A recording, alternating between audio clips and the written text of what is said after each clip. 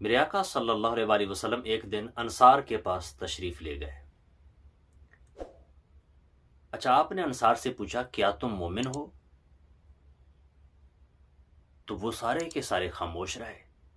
حضرت عمر رضی اللہ تعالیٰ عنہ بھی وہاں موجود تھے۔ آپ نے عرض کی جی ہاں یا رسول اللہ صلی اللہ علیہ وسلم، ہم مومن ہیں۔ آپ نے پھر پوچھا اگر تم مومن ہو تو تمہارے ایمان کی کیا علامت ہے؟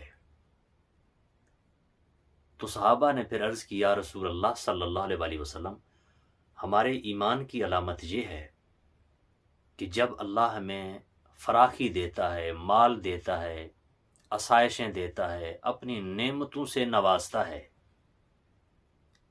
تو ہم ہمیشہ ہر وقت اللہ کا شکر ادا کرتے ہیں۔ اس کی نعمتوں کو کھا کر، اس کی نعمتوں کو استعمال کر کے ہم اللہ کا شکر بجا لاتے ہیں۔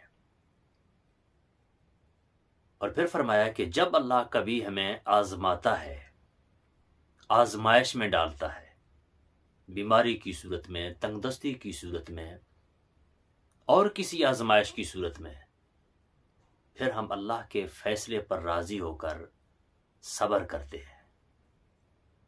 جب اللہ مال دے، آسانیاں کرے، ہمارے اوپر فراخی ہو، تو اس وقت ہم اللہ کی بارگاہ میں شکر کرتے ہیں، اور جب تنگی ہو تو ہم پھر صبر کرتے ہیں۔ جب یہ جواب انہوں نے دیا تو میرے آقا صلی اللہ علیہ وسلم نے فرمایا رب کعبہ کی قسم تم مومن ہو۔